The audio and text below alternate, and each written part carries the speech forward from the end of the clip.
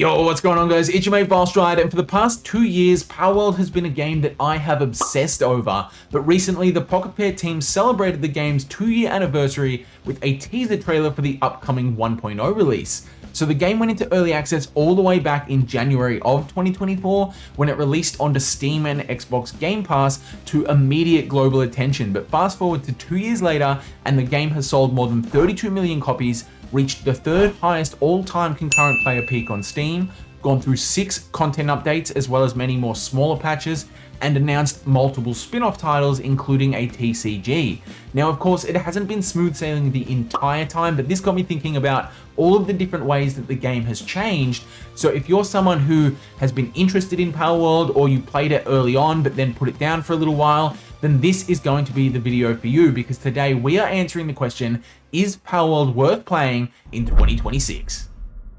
Alright, so I promise we'll get to the new stuff shortly, but we have to start at the start. And remember, as always, if you guys enjoyed the content, like, comment, and subscribe. It really helps support the channel a lot. But at its core, Palworld is a survival crafting game set in an open world called the Palpagos Islands, which are inhabited by strange creatures known as pals. So you play as the protagonist referred to as the castaway after washing up on a beach with nothing more to your name than a rope and some linen cloth, and then you set out to do all of the things that we've come to know and love about survival games. So you explore, you gather resources, you craft items to survive the elements, you build your bases, etc. But what makes Palworld unique is that you combine these gameplay loops with all of your favorite creature capture mechanics. So you go and catch your pals who fight alongside you, you level them up and teach them new moves, you can ride them to make traversing your environment easier, and they help you craft things and gather resources, or in some cases, become the resources. So at the time of launch, the game consisted of 137 unique pals, including 5 legendary pals as overworld bosses, a player level cap of 50, 34 unique weapons, and 5 guardian towers scattered throughout the map. And these serve as the game's primary objective or progression system. So the initial 5 were Zoe and Grisbold at level 10, Lily and Lylene at level 25, Axel and Orsurk at level 40, Marcus and Phalaris at level 45, and finally Victor and Shadowbeak at level 50. And for a long time, that was kind of it. The game didn't, and honestly, it still doesn't have any form of traditional story mode or campaign, and for many players, this has been a point of critique for a long time. However, that's just kind of not the game that Palworld is aiming to be, or at least not yet. There is still some lore and backstory which you can glimpse via the lost journals which are scattered around the world, but for the most part, it's a make-your-own adventure sandbox where you're just dropped into the world and told to go. But it didn't take long before the game received its first content update with version 0.2, which released on April 4th, 2024, adding a new raid mechanic. So this gave players a new type of endgame content where they could summon a giant enemy pal to their base to fight against both your party pals and your base pals at the same time. So in this case, we received the Bellinor and Bellinor Libero raids, with the latter being the Ultra version, which is effectively just a hard mode where the boss has more health and does more damage. However, even today, raids are a point of contention among much of the player base, because to many, it felt like they ramped up the difficulty, or at least the amount of grinding that one had to do to build the perfect team of pals, because prior to raids, all of the content was designed to be completed with just your pal party, which is a maximum of 5 pals, but because raids include your base pals as well, you now potentially needed 5 perfect party pals, and assuming you're on the default settings, 15 perfect base pals to take these raid bosses down.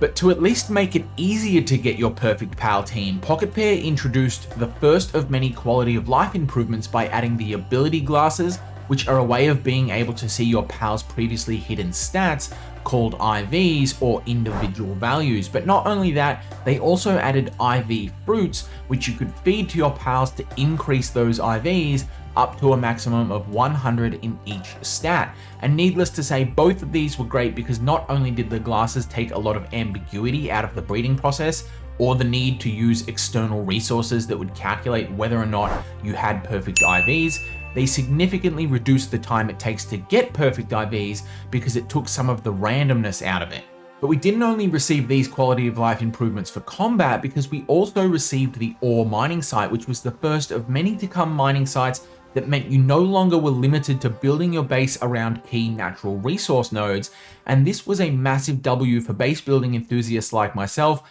because it felt like it opened up way more room for creativity when it came to base building. But I consider the raiding patch to be a minor content update, and I'm going to be contrasting that with what I'll refer to throughout the course of the video as major expansions. So the first of these is the Sakurajima update, which landed on the 27th of June, 2024. So this brought with it an entire new Japanese themed island, 24 new pals, 7 new weapons, and 13 new passive skills to freshen up the meta, and it also increased the player level cap to 55. But not only was the new biome absolutely stunning and a ton of fun to explore, it once again raised the bar for endgame difficulty. We got our second raid boss being Blazimat Ryu, as well as another tower boss in Saya and Saline, which is also complemented by the addition of hard mode for all of the pre-existing tower bosses. But more importantly than that, in my opinion, is that we got a third type of endgame content called strongholds.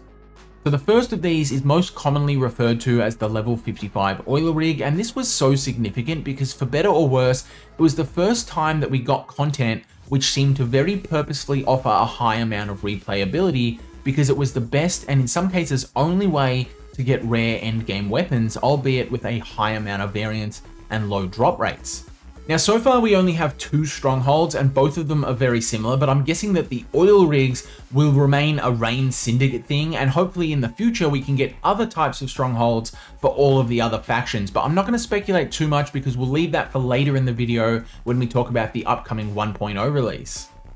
However, some other notable features that dropped with Sakurajima were the new Japanese building styles, and we also got oil as a new resource, as well as a new currency called Dogcoin, which you could exchange for rare items like the IV fruits that we talked about earlier. All in all though, Sakurajima was a massive success and saw a huge resurgence in the player base, but unfortunately, like I alluded to during the intro, it wasn't all good all of the time, because on November 30th, 2024, we received patch 0.3.11 that changed the way pals were summoned. So instead of throwing the pal sphere to wherever you wanted and summoning the pal over there, the pal would simply summon next to the player. And even though this was a very small change, it garnered a lot of attention because it was widely speculated that this was a forced move in light of the Nintendo patent infringement lawsuit, which had recently been filed. Now, personally, I didn't even notice this change in-game until I read about it online, but the internet is full of outlandish takes, and I did see a lot of people go so far as to even claim that this made the game literally unplayable for them. Now, I can only assume those people are trolls or worse, Roblox players, but regardless, Pocket Pair later confirmed that the change was in fact a result of the lawsuit when they followed it up with a second concession by removing the glider pals in version 0.5.5. Now, I have strayed a little bit out of chronological order here just so that we can talk about these together, but I must admit this one hurt a little bit more than the sphere throwing change because it felt like it took a little more of the PAL out of Palworld. But the good news is the lawsuit has been tracking well and in Pocket Pair's favor for a good while now, so I am hopeful that this mechanic will eventually return down the track. But now we need to back it up a bit, because on the 23rd of December 2024, Christmas came early for Palworld fans in the form of our second major expansion, Feybreak. So this one added another new zone which is roughly 6 times the size of Sakurajima and includes a diversity of biomes such as these red mountainous regions and a purple frost zone. And the level cap was once again raised by 5 all the way up to 60, and we received another 24 new pals, 20 new weapons, and 8 new passive skills. But notably, these weren't just any old passive skills, these were the introduction of what became commonly referred to as the rainbow passives, which are a higher tier of rare and powerful passives like Demon God and Remarkable Craftsmanship, which give bonuses beyond anything that we'd seen before. We also got all of the usual suspects, being another tower boss, which is by far the most challenging to date, and then we got a second oil rig, this time featuring a chopper gunner as a final boss, which was pretty cool. But that's just the surface level stuff, because this update also added a lot of deeper progression mechanics, including the PAL expedition stations, which allow you to send pals dungeon diving to collect resources on their own. And we got a new research mechanic which allows you to improve your base productivity and unlock new technologies, as well as entire new ways to play the game in the form of hardcore and randomizer modes. So the hardcore mode comes with 2 key settings, which are permanent pal death and permanent player death, and yes, you can use these independently of one another if you so choose. The randomizer mode, however, is even more fun in my opinion, because as the name implies, this randomizes the PAL spawn seeding throughout the world. So you might step out onto the plateau of beginnings, and instead of being greeted by a Chickapee, you find yourself running away from a level 40 Shadowbeak. And once again, you do have the choice here between just random spawn settings or random spawns and random level. So if you don't want to deal with those level 40s straight off the rip, then you don't have to.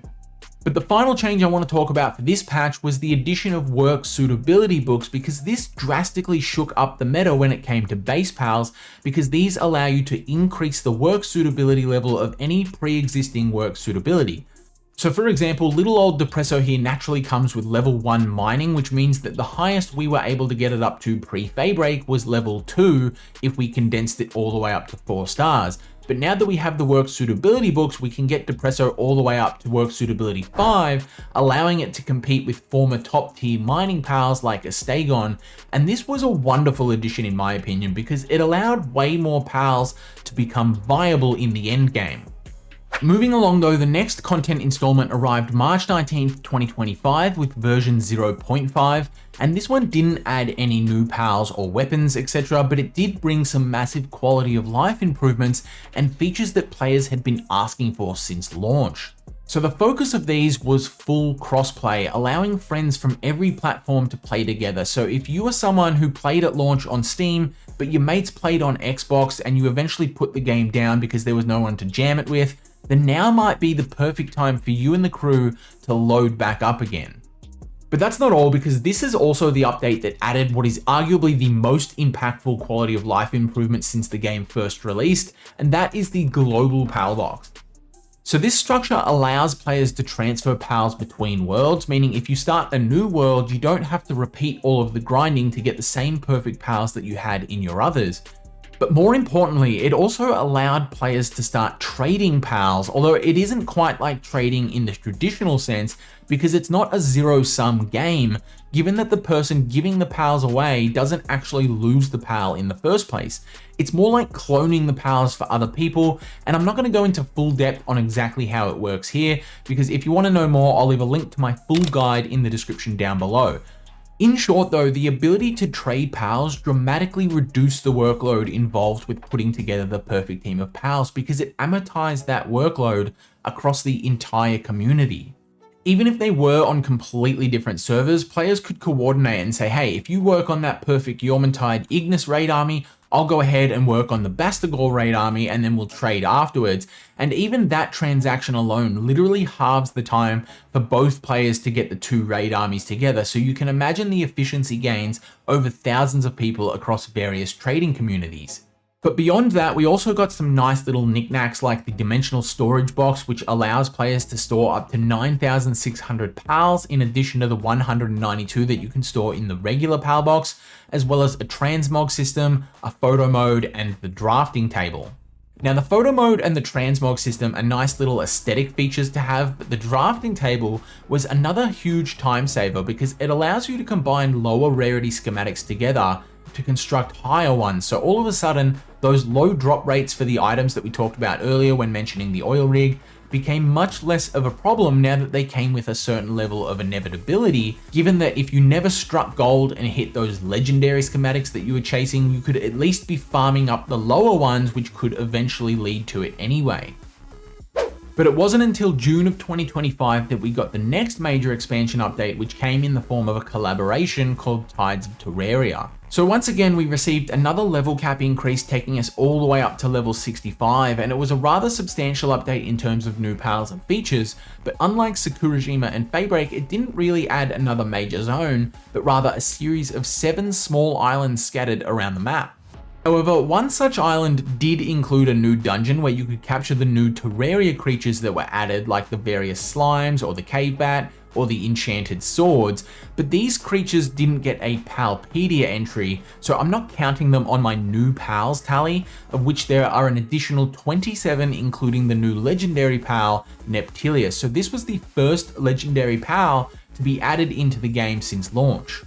And to make the addition of this guy even more fun, we were also given 4 new passive skills, all focused around water and swimming pals, and this made navigating the oceans a lot more efficient, which was especially nice because we were also given more reasons to do so with the addition of salvage and fishing mechanics, both of which are incredibly important given that the salvage is a great way to get the newest ore type, which is coralum, and the fishing is good because it became the new best way to find rare rainbow passives such as Demon God, which we were talking about earlier.